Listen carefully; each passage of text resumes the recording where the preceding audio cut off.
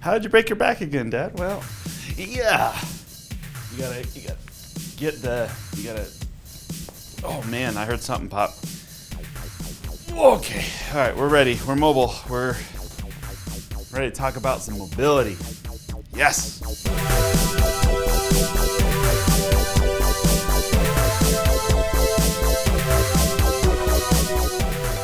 When people talk about business mobility, what are we really talking about? Well, we're talking about access, which almost always means the internet. So what does business mobility potentially mean for your business? What it could mean is it can mean remote work. You have employees that can work from anywhere. We here at Fishbowl, the majority of our employees are now remote. And sometimes we come in because my boss makes me, and it really, I don't know if it's necessary, it's a long drive, but Jake, please don't watch this. But it can also mean access to your inventory levels.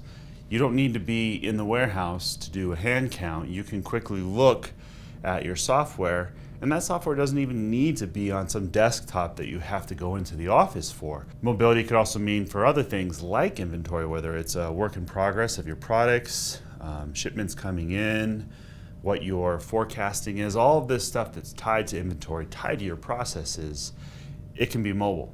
Another great thing about business mobility that people can take advantage of is seeing what their financials are in real time through the internet.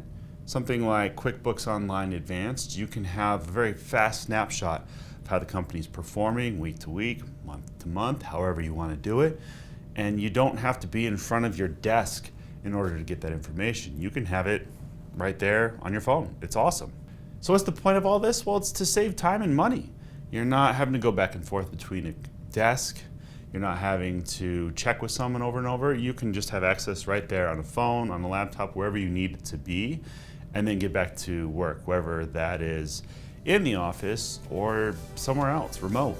So, put some business mobility into use in your life and get some stretching in your own personal. I'm James. This is Whiteboard Wednesday.